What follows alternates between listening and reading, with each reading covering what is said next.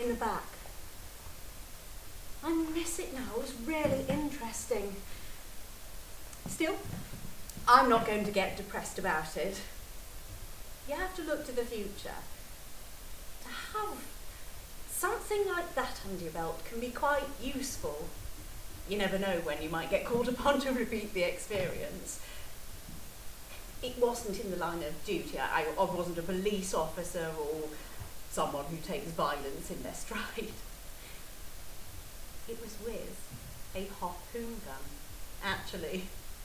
But it was definitely not an accident. My decision to kill was arrived at only after a visible tussle with my conscience. I had to make it clear that once I pulled that trigger, things were never going to be the same again. This was a woman at the crossroads. It wasn't Crossroads, of course. They don't shoot people in Crossroads. Well, at the very least, not with harpoon guns. If they did shoot somebody, well, it would be with a weapon more suited to motel ambience. I have been in Crossroads, though, actually. I was in an episode involving a fork lunch. At least I was told it was a fork lunch. The script said it was a finger buffet. I said to the floor manager, I said, Rex, are you on cans? Because I'd like some direction on this point, please. Are we toying with it or are we tucking in? He said, forget it. We're losing the food. I was playing woman in a musquash coat, a guest at a wedding reception. I was scheduled just to be in the one episode. However, in my performance, I tried to suggest that I'd taken a fancy to the hotel in the hope that I might catch the eye of the director and he'd have me stay on after the fork lunch for the following episode, which involved a full-blown weekend. So, I acted an interest in the soft furnishings, running my fingers over the formica, admiring the carpet on the walls. Only Rex came over and said that they'd put me in a musquash coat to suggest that I was a sophisticated woman and could I try looking as though I were more at home in a 3-star motel. Well, I was not at home in that sort of motel, I can tell you. I said to the gentleman I'd been put next to, who I took to be my husband, I said, curtains in orange nylon and no placemats. There's not even the veneer of civilization. He said, don't talk to me about orange nylon. I was on a jury once that sentenced Richard Attenborough to death. Oh, we had been instructed to indulge in simulated cocktail chit-chat, so we weren't being unprofessional talking. That is something I pride myself on, actually. I am a professional to my fingertips. It doesn't matter what I'm doing. Even if it's just a walk-on, I must get involved right up to the hilt. I can't help it. The people who know me tell me that I am a very serious person. Only, it's funny. I never get to do serious parts. The parts I get offered tend to be fun-loving girls who take life as it comes and aren't afraid of a good time should the opportunity arise type thing. I'd use the word vivacious if that didn't carry overtones of the outdoor life. In a nutshell, I play the kind of girl who is quite at home on a bar stool and seldom has to light her own cigarette. She couldn't be any more different from me because, well, for a start, I'm not a smoker. I mean, I can smoke if a part requires it. I am a professional and you need to have as many strings to your bow as you can in this game. Having said that though, I'm not a natural smoker. And what's more, I surprise my friends by not being much of a party goer either. Much rather curl up in a book, quite frankly. Although, this party, I've made an exception. Thing was, I'd met this ex-graphic designer who was quitting the rat race and going off to Zimbabwe, and he was having just this little farewell do at his air hostess friend's flat in Mitcham. Would I go? And I thought, well, you know, it's not every day you have somebody going off to Zimbabwe. And so I said yes. And I'm so glad I did, because that is how I got the audition. Now, my hobby is people. I connect people. So when I saw this interesting looking man in the corner, next thing is, I find myself talking to him. I said, you look an interesting person. I am interested in interesting looking people. Hello. He said, hello. I said, what do you do? He said, I'm in films. I said, oh, that's interesting. Anything in the pipeline? He said, well, as a matter of fact, yes. And he starts telling me all about this project he's involved in, making videos for the overseas market, targeted chiefly on West Germany. I said, are you the producer? He said, no, but I am on the production side. The name's Spud. I said, oh, Spud, that's an interesting name. My name's Leslie. He said, as it happens, Leslie, we've run into a bit of a problem because the main girl has had to drop out because her back's packed in. Are you an actress, Leslie? I said, no. It's funny that you should ask because, as a matter of fact, I am. He said, will you excuse me for just one moment, Leslie? I said, why, Spud, where are you going? He said, I'm just going to go for 1 minute and I'm going to make one phone call. It transpires that the director is seeing possible replacements the very next day at an address in West London. Spud says, it's interesting because I'm based in Ealing. I said, Ealing? Isn't that in West London? He said, yeah, it is. Where's your stamping ground? I said, Bromley, for my sins. He said, oh, that's a bit of a farish cry. Why not bed down at mine? I said, thank you, kind sir, but I did not fall off a Christmas tree yesterday. He said, Leslie, I have a son studying hotel management and a daughter with 1 kidney. Besides, I've got my sister-in-law staying. She's come up for the Ideal Home exhibition.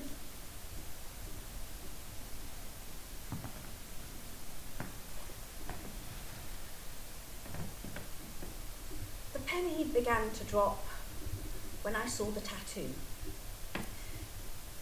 In my experience, tattoos are generally confined to the lower echelons. And when I saw his vest, it had electrician written all over it. I never even saw the sister-in-law. Still traipsing around Olympia. Probably.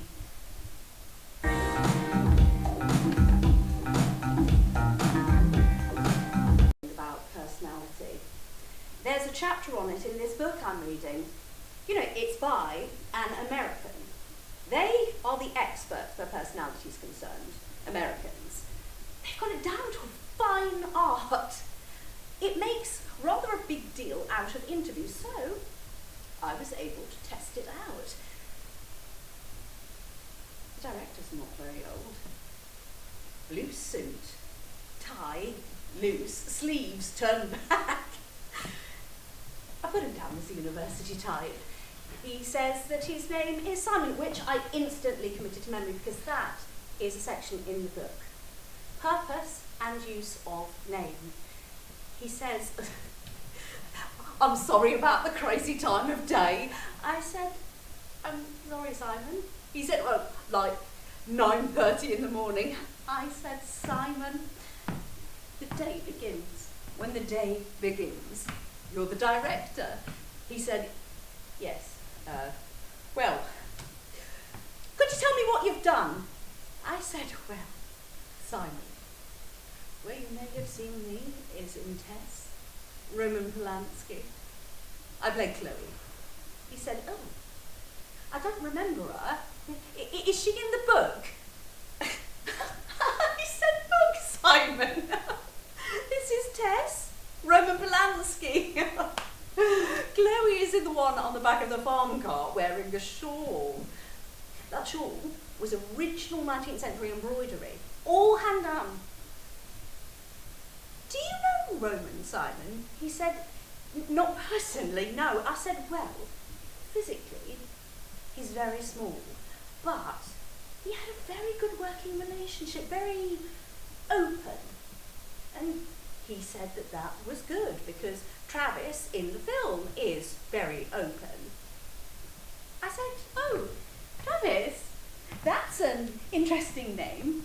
He said, yeah, well, yeah, she's a very interesting character. She spends most of the film on the deck of a yacht. I said, yacht? Well, that's interesting, Simon, because my brother-in-law has a small powerboat moored at Ipswich. He said, oh, right, good.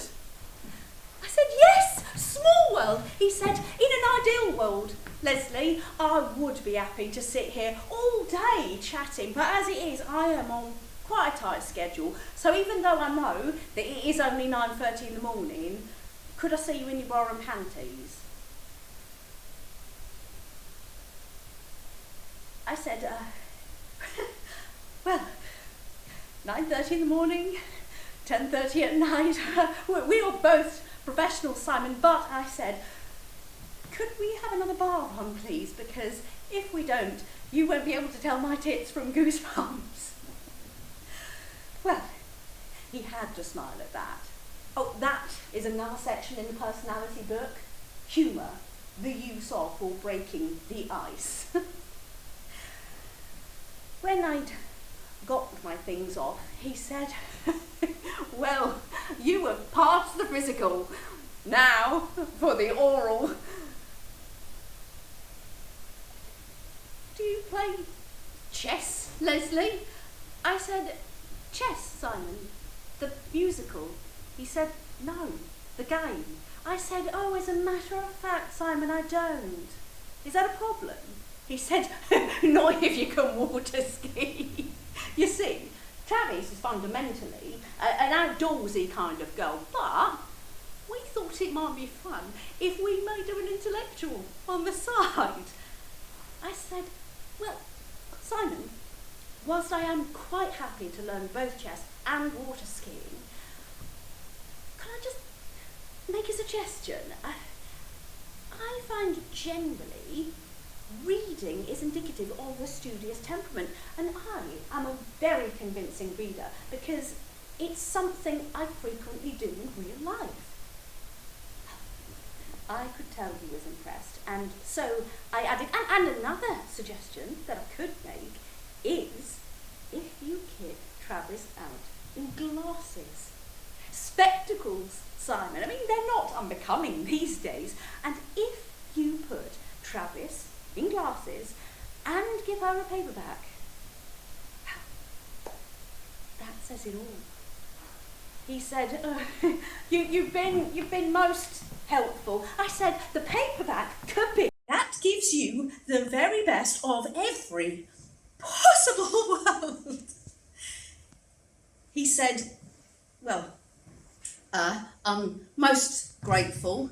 You have given me a lot of ideas. I said, goodbye, Simon. I hope we get to work together.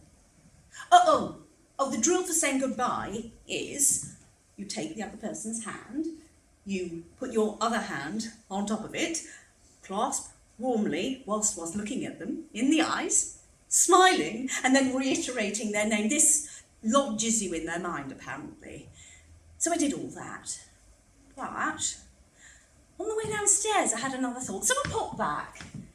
He was on the phone. He was saying, "You are not going to believe this." I said, "Don't hang up, Simon. Only I just wanted to make it crystal clear that when I said briefcase, I didn't mean the old-fashioned sort." I mean, they have briefcases now that open up into a sort of mini writing desk. And being an up-to-minute kind of girl, that's probably the sort of briefcase that Travis would have. You could have her in a wet bikini with the writing desk open on her lap. I've never seen that on film before.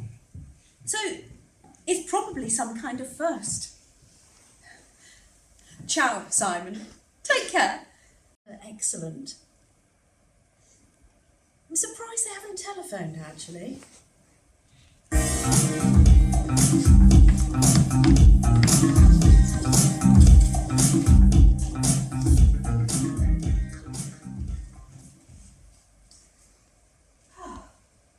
You would never know that this frock wasn't made for me, I said to Simon and to Scott, who was the wardrobe guy. She must be my double. He said, "No, you're hers. The stupid cow." Oh, well, talk about last minute though. 11 o'clock on Friday night, I was wondering about having a run round with the dustette. 6 a.m. the following morning, I am sitting in Lee-on-Solent in makeup. When the phone went, telling me I got the part, I just assumed it was Simon. So I said, "Hello, Simon." He said, "Try Nigel." I said, "Well, Nigel, can you tell Simon that I haven't let the grass grow under my feet because now I play a rudimentary game of chess?" He said, "Listen, I don't care if you play a championship game of ice hockey, just don't get pregnant." Well, it transpires that the girl they had slated for the part was living with a racing driver. And of course, the inevitable happened. Kitty on the way. And mine was the next name out of the hat. I said to Scott, "I know why. They knew I had lots of ideas about the part." He said, "They knew you had a 38-inch bust."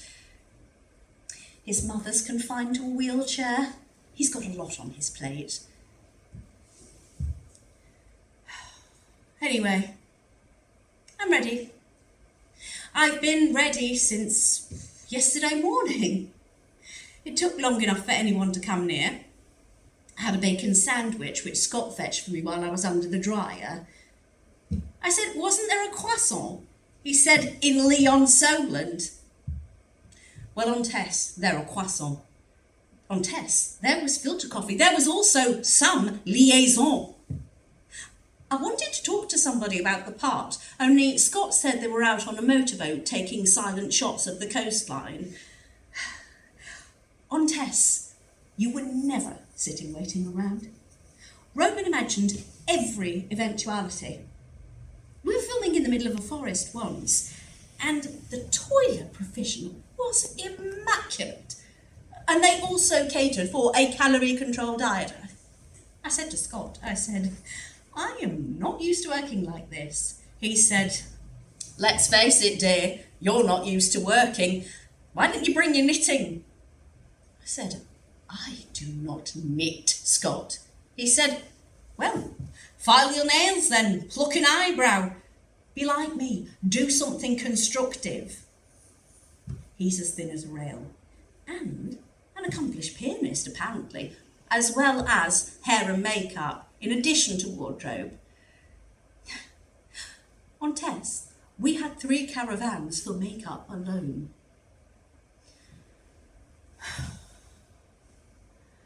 Hours later, I am still waiting when eventually Simon pops his head round the door. I said, "Oh, hello, Simon. Long time no see. Did Nigel tell you I can play chess now?" He said, "Aren't you the one who can water ski?" I said, "No." He said, "Bugger!" and disappeared.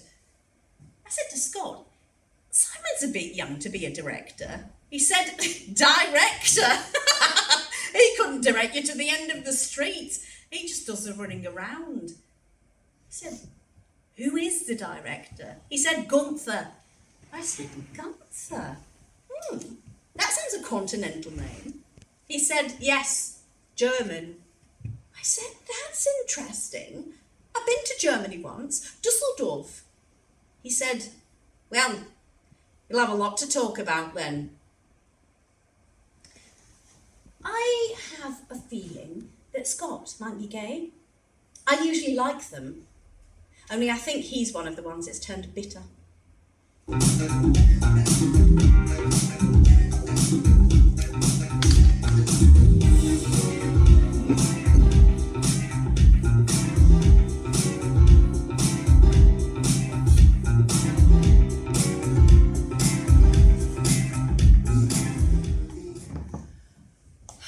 3 hours later, and I'm still sat there when another young fellow comes through the door. I said, Gunther?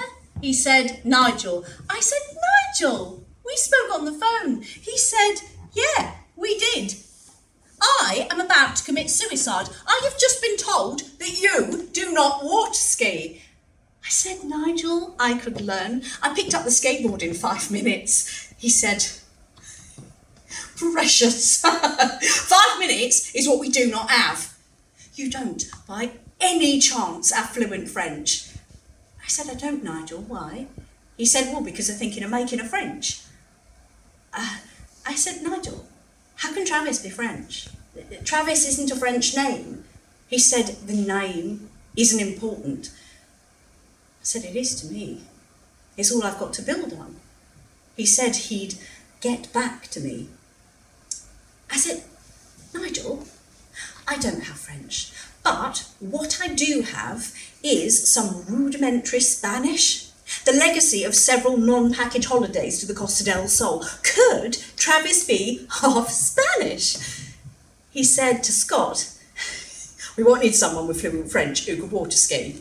What have we got? Someone with pidgin Spanish who can play chess. Scott said, don't tell me. I started out a landscape gardener.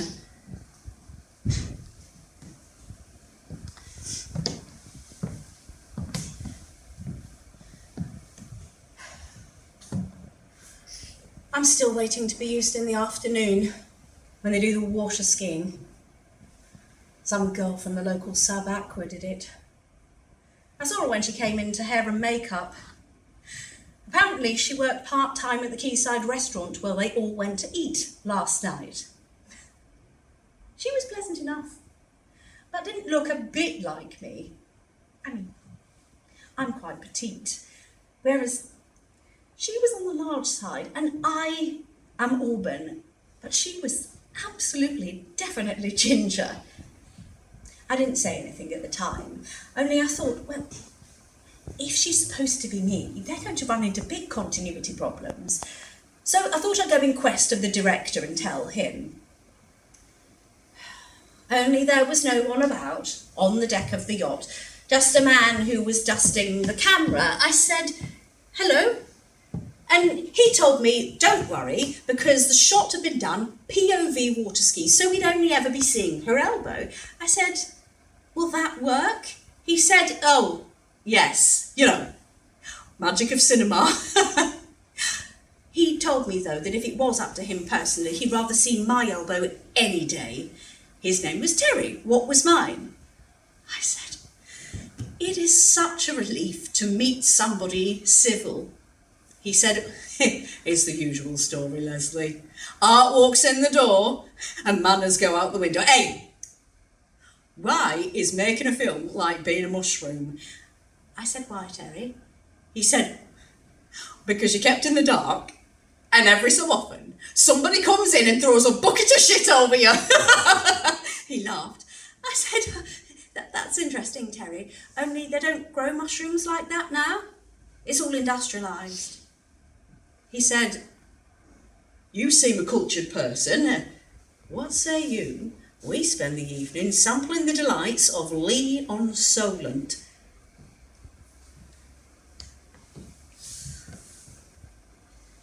His bedroom's nicer than mine. He's got a hairdryer in the bathroom.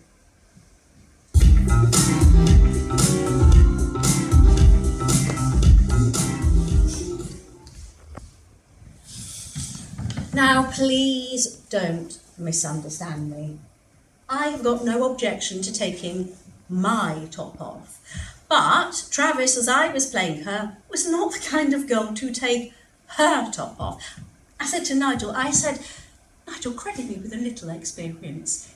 It's not Travis. I'd been sitting on the deck of the yacht all afternoon as background while these two older gentlemen were having what I presume to be a business discussion. One of them, who was covered in hair and had a real weight problem, was my boyfriend, apparently. You could tell that he was my boyfriend because at an earlier juncture he'd hit me across the face. Travis is supposed to be a good time girl, only you never actually get to see me having a good time. Just sitting on the freezing cold deck of this yacht, slapping on suntan lotion. I said, Nigel, I don't know if the cameraman spotted it, only would I really be sunbathing because there's no sun? He said, no sun is favourite. Nigel is a first assistant. He's here, there, everywhere.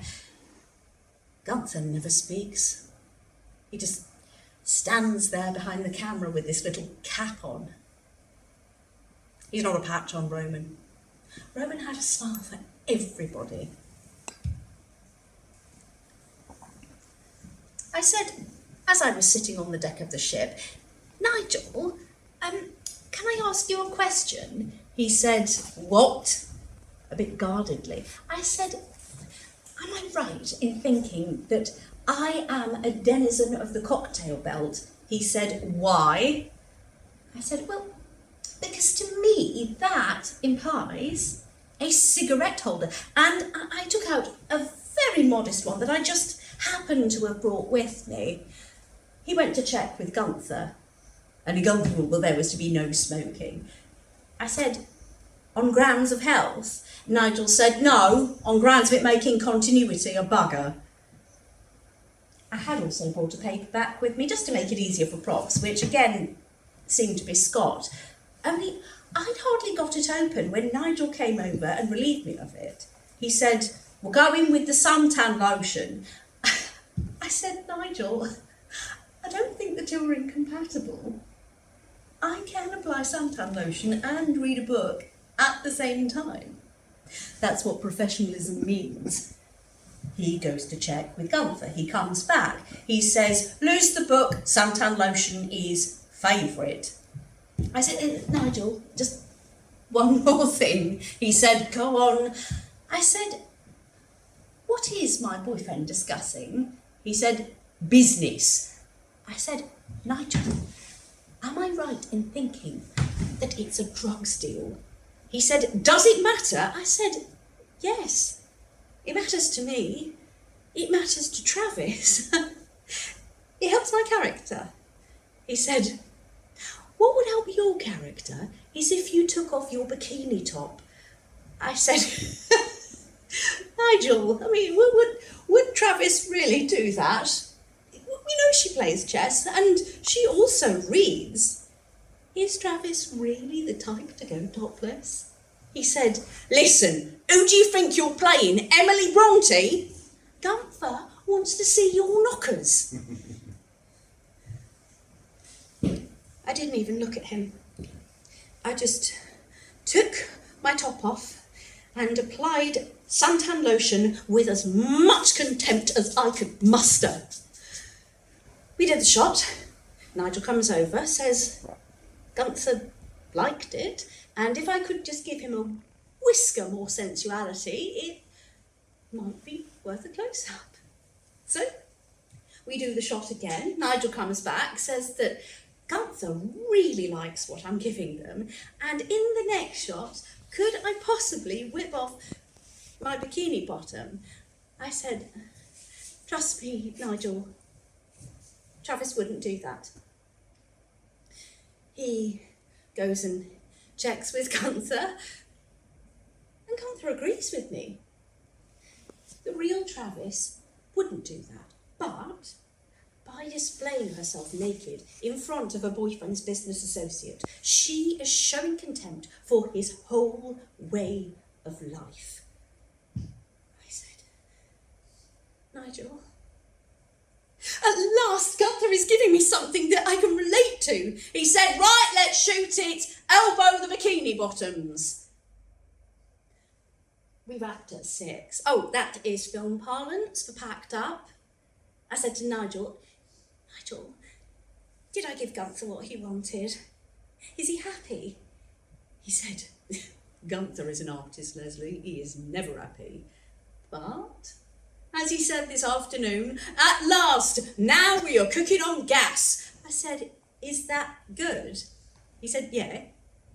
I said, oh. Because I prefer electricity.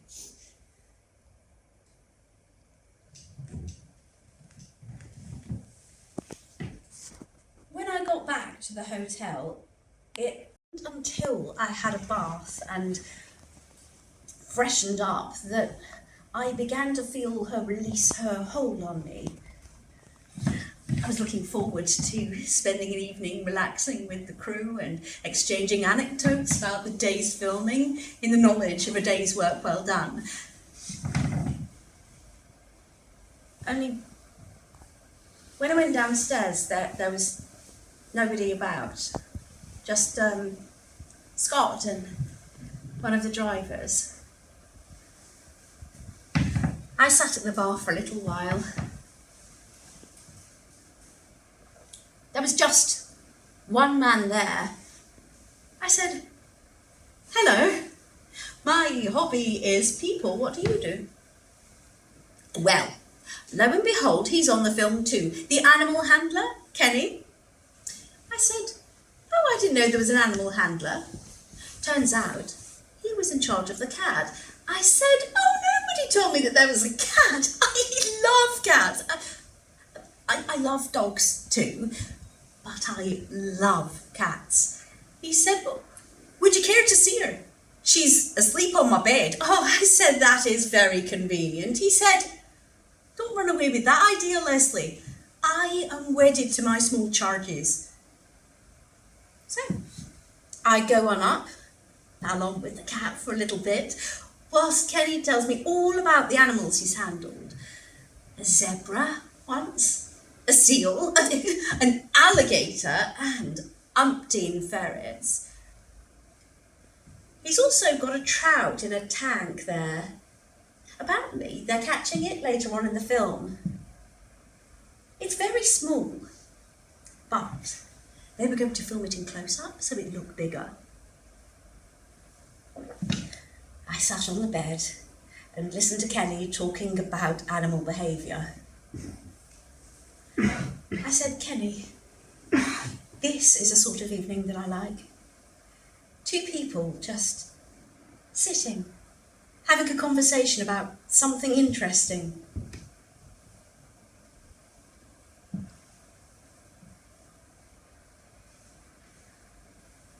I woke up in the middle of the night and I couldn't remember where I was. Only then I saw the trout in the tank being watched by the cat.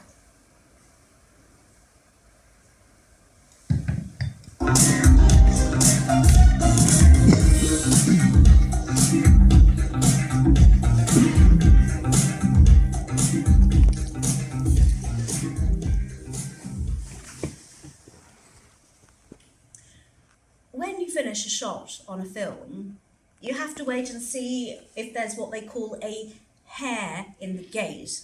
It's film parlance for the all clear. And thank God there wasn't, because I couldn't have done it again.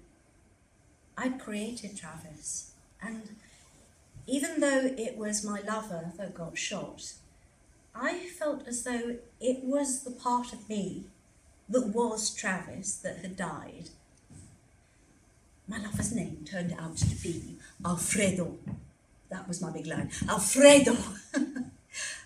He turned out to be some sort of head of a crime syndicate, only everyone in the yachting fraternity thought he was very respectable and to do with the building trade. So one evening, whilst Travis and Alfredo were out at a building federation dinner and dance, this young policeman swims up to the yacht so he can explore it in his underpants. However, as luck would have it, Travis has a terrible headache, and she and Alfredo have to return early from this ultra-respectable function, with Alfredo in a towering rage. Originally, I was down to have the line, "I can't help it, Alfredo, I have a headache." Only Gunther said that it would be more convincing if my headache was so bad that I couldn't speak at all. I said, "You know, Gunther, if it were a migraine rather than a headache, Travis probably wouldn't be able to speak."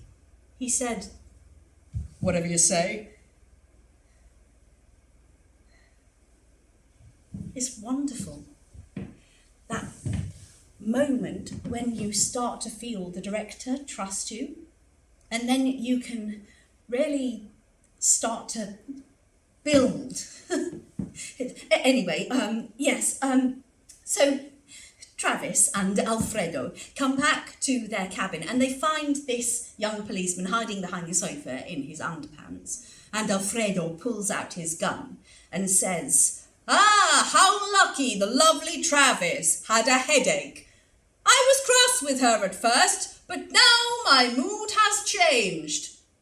Offer the gentleman a drink, Travis, and then go and take your clothes off. I like nothing better than making love after shooting a policeman." So then I retire into the next cabin, and Alfredo continues to taunt the bare young policeman and tells him that he's going to shoot him. Only before he does that, he tells him all about his drug smuggling operation, as criminals tend to do the minute they get somebody at gunpoint. So when Travis comes back with no clothes on, the young policeman is talking about the evils that drugs do, all the young lives ruined and so on and so forth. Only I forgot to say, earlier in the film when I was supposed to be snorkeling, there was some dialogue about how Travis has this younger brother, Craig, who gets hooked on drugs, and she's so heartbroken and she has resolved to revenge herself on the culprits should she ever come across them. So when she hears this young policeman talking about the horror of drugs, you can see that it comes as a revelation to Travis that her boyfriend is involved in drugs. She thinks it was just regular crime and stealing electrical goods. Anyway, very quietly, almost pensively, Gunther said, Travis reaches over and grabs an underwater spear gun that just happens to be lying on the sideboard. At this point, Nigel said that ideally, Gunther would like to see a variety of emotions chase themselves across Travis's face as her affection for her lover wrestles with the demands of her conscience and the memory of her little brother, Craig. You see my lover's fat fingers tighten on the trigger as he gets ready to shoot the young policeman, only just then I say his name, very quietly. Alfredo.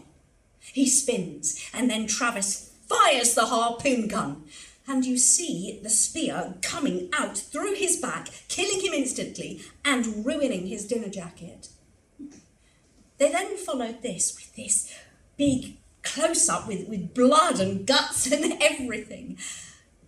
And me, with a single tear rolling down my cheek. We did all that in one take. Nigel says that is almost unique in the annals of film. Only Scott has to chip in and say that it was a good job because only having one dinner jacket was fairly unique as well. I couldn't have done it again anyway. I got nothing left.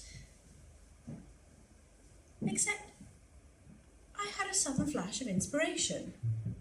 As you do when you've been to the end of the world and back. I said, Nigel, don't you think that Travis, being drained of all emotion at the death of her lover, would cling to this young policeman whose life she's just saved, and in celebration of his deliverance, they would have sexual intercourse right there and then?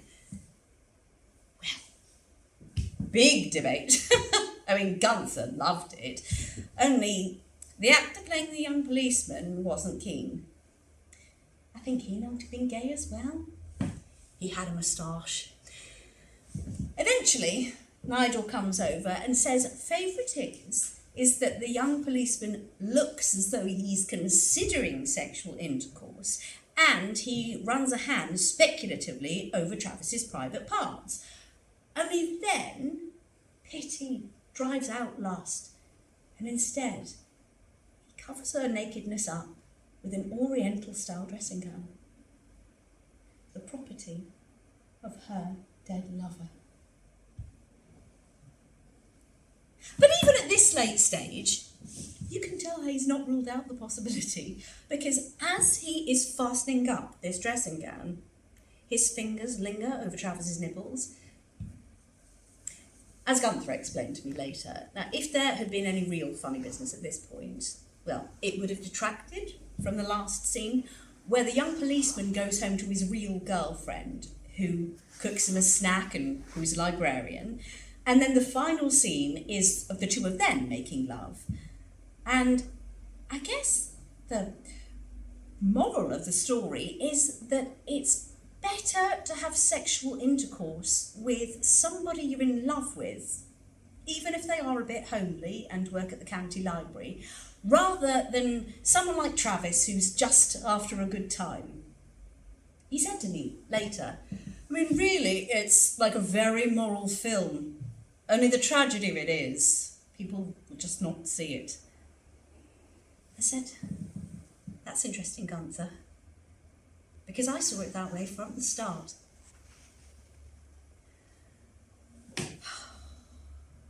When we were in bed together, I said, oh, if only we could have done that sooner. He said, Leslie, I make it a rule never to lay a hand on an actress until the whole thing's in the can. I said, you don't have to tell me, Gunther. We're both professionals. I said, Gunther, can I just ask you one thing, though? Was I, Travis? Were you pleased with my performance? He said, listen, if someone is a bad actress, I can't sleep with her, so don't ask me if I was pleased with your performance. This is the proof. He's a real artist, is Gunther.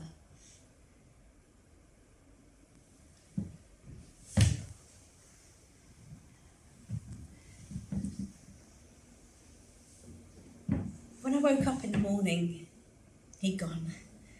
So I wandered down to get some coffee, only there was no one from the unit about. I had wanted to say goodbye to everybody, but apparently they were out taking some establishing shots of the marina, so I bought a card with a sinking ship on it and put, goodbye gang, see you at the premiere, and I left it at the desk. As I was wheeling out my luggage, I saw Scott, who was just loading up the laundry. I said, ciao, Scott, it's been a pleasure working with you. He said, you win some, you lose some. I said, well, now it's back to the real world. He said, some of us never left it. It's funny how their clothes are always too small.